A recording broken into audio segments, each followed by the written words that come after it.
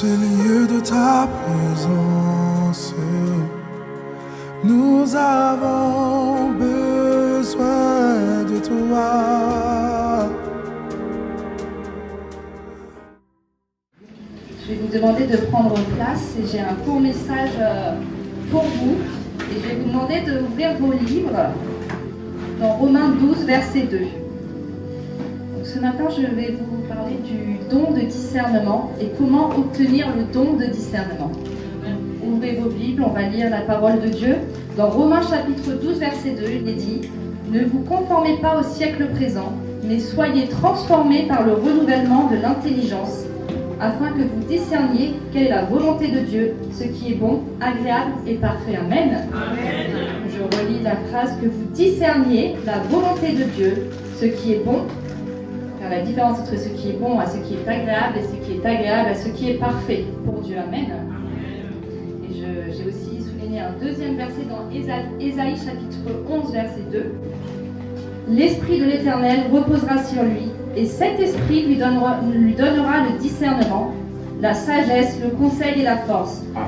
Il lui fera connaître l'Éternel et s'attacher à lui. Amen. Je relis au nom de Jésus. L'Esprit de l'Éternel reposera sur lui, et cet esprit lui donnera le discernement, la sagesse, le conseil et la force. Il lui fera connaître l'Éternel et s'attacher à lui. Amen. Amen. Qu'est-ce que l'esprit du discernement ? L'esprit du discernement, c'est un don que Dieu nous offre à nous chrétiens, afin que nous soyons capables de faire la différence entre le bien du mal, entre le bon du mauvais et entre le mensonge de la vérité. Et nous, en tant que chrétiens, nous devons, notre devoir est d'aspirer à pouvoir obtenir cet esprit de discernement afin que nous ne soyons plus limités par tout l'aspect physique que nous avons, par toutes les intentions, toutes nos façons de penser, mais que ce soit l'esprit du discernement qui puisse nous guider. Amen. Et j'ai pris une définition qui dit, la définition du discernement, c'est la capacité de l'esprit à juger clairement et sainement les choses. Donc la capacité de l'esprit qui nous est envoyée par l'Esprit Saint. Et quand nous sommes limités par nos intuitions à nous et par nos aspects physiques à nous, malheureusement, il se peut que nous soyons amenés à faire de graves erreurs ou à nous mettre en danger parce que nous n'avons pas l'Esprit de Dieu qui nous guide. Donc nous pouvons avoir aussi des répercussions dans nos projets, dans notre cercle familial, et c'est pour ça qu'il est indispensable pour un chrétien de pouvoir avoir cette capacité à distinguer le bien du mal afin de ne pas s'égarer du chemin que le Seigneur a prévu pour chacun d'entre nous. Amen. Et nous, en tant que chrétiens, malheureusement, on a une certaine part de naïveté qui vit en nous, et c'est pour ça que le Seigneur nous appelle à faire preuve de prudence et à lui remettre toutes choses entre ses mains. C'est pour ça qu'il nous demande de pouvoir être capable, de pouvoir être capable quand une personne s'approche de nous, parce qu'il y a des gens qui vont arriver dans notre vie, dans notre travail, dans notre cercle familial, dans notre intimité, des personnes qui vont s'approcher de nous, mais elles ne seront pas toujours dotées d'un bon esprit envers nous.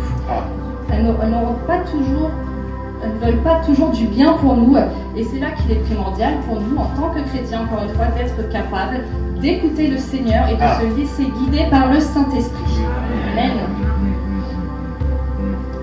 Parce que ce soit dans les grandes choses, les grandes décisions ou les grandes étapes de nos vies, les grands projets de nos vies, ou que ce soit dans les petites choses du quotidien, il est indispensable pour nous de ne pas nous laisser guider par nos propres intuitions afin de ne pas causer notre perte et de ne pas tout simplement nous éloigner de Dieu.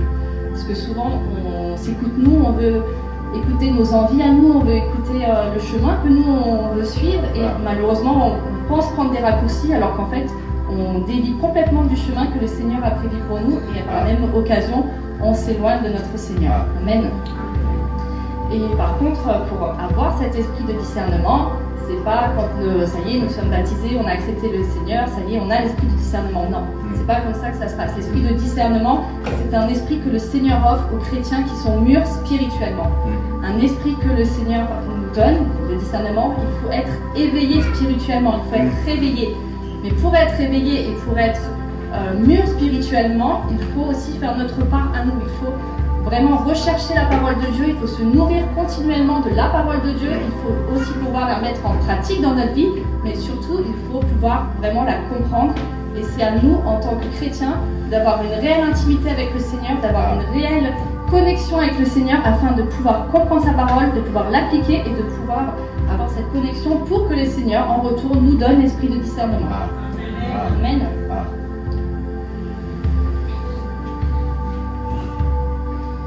Et pour avoir cet esprit, chacun d'entre nous en tant que chrétien, on doit vraiment être vraiment tenace dans la prière, on doit vraiment demander sans cesse à Dieu dans nos prières et pas juste une seule fois. On doit vraiment le remettre à chaque instant entre les mains de Dieu, demander Seigneur, offre-moi ton don du discernement, donne-moi ton don du discernement. Parce que pour moi, en tant que chrétien, si je n'ai pas le don du discernement, je ne peux pas faire la différence entre la vérité et le mensonge. Donc je suis aveuglée et je peux me laisser piéger par l'ennemi. Il est dit dans la Bible qu'il y aura des faux prophètes. Il est dit dans la Bible qu'il y aura des loups déguisés en brebis. Et nous, en tant que brebis, si on n'a pas cet esprit qui nous montre les choses cachées, qui nous montre la vérité, on va se faire manger par le loup qui est déguisé en brebis. Amen. C'est pour ça qu'il est primordial, mes frères et sœurs, de vraiment chercher la volonté de Dieu, de vraiment rentrer, de faire ce choix. Nous sommes adultes, nous sommes grands, de faire ce choix, de vraiment marcher de sanctification en sanctification et d'écouter seulement les conseils et la voix du Seigneur. Amen. Et j'aimerais prendre un exemple c'est pas un exemple très joyeux, mais moi le matin quand je vais au travail j'ai 1 heure de route, donc ce que je fais c'est que j'écoute la parole de Dieu, ou j'écoute des louanges, de l'adoration, ou même j'écoute pas du tout, je réfléchis tout simplement, je prie. Et en fait un matin j'écoutais sur mon travail, j'écoutais un témoignage d'une sœur qui venait de se faire baptiser, donc elle était pleine de fougue pour Dieu, elle avait envie d'évangéliser, plein de fougue. Et cette sœur, elle sortait de son travail un jour, comme chacun d'entre nous, et quelqu'un l'a arrêtée dans la rue pour lui demander excusez-moi, est-ce que vous auriez du feu? Et elle a dit non, désolée, je ne peux pas. Elle a continué sa route, et c'était un monsieur, et le monsieur l'a suivi pour lui dire excusez-moi, comme on a déjà pu le voir chacune, nous les femmes, excusez-moi, t'es charmante, est-ce que t'es mariée? Et elle lui a dit oui, je suis mariée à Jésus. Amen. Et là, ça a éveillé la curiosité du jeune homme qui lui a, avant, parlons un peu plus, ils ont commencé à échanger, et ils ont finalement échangé les numéros de téléphone. Et cette jeune femme, elle a parlé pendant 1 mois et demi avec ce jeune homme, et il avait l'air vraiment intéressé par le Seigneur, il posait des questions, et je crois même qu'elle l'a amené dans son église, si je me rappelle bien. Et vraiment tous les soirs, toute la journée, ils parlaient par texto, ils parlaient de Dieu, ils échangeaient. Le soir, ils passaient des heures au téléphone à parler de Dieu. Et du coup, un jour, ce jeune homme a dit écoute, ça serait bien qu'on se voie ce soir au lieu d'être au téléphone, qu'on se voie. Elle a dit ok, elle l'a invité chez elle. Ça faisait 1 mois et demi qu'elle le fréquentait, il parlait vraiment de Dieu, il présentait bien, il avait de l'amour pour le Seigneur, enfin c'est ce qu'il montrait. Et finalement, dès qu'il est arrivé chez elle, elle a senti que l'atmosphère avait complètement changé. Il n'était plus du tout le même, il avait un regard noir, il y avait quelque chose de glauque en lui, et elle n'était vraiment pas à l'aise. Et en fait, elle a raconté par la suite que très vite, il n'a pas du tout parlé de Dieu, et en fait, cet homme, il a abusé d'elle ce soir-là. Il l'a violée et il est parti.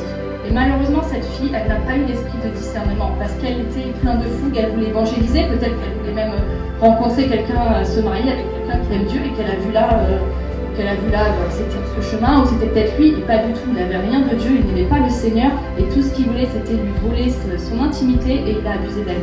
C'est pour ça qu'il est important de vraiment rechercher la parole de Dieu, et de vraiment faire attention, parce que quand on n'a pas cet esprit de discernement, malheureusement, il peut arriver des choses graves. Alors pas des choses tout le temps aussi graves que ça, mais il est important vraiment d'avoir ce discernement et d'écouter la volonté de Dieu afin que nous puissions voir toutes les choses cachées. Amen. Et ce matin, je vais appeler le groupe de louanges pour que nous puissions en passer au moment de l'adoration.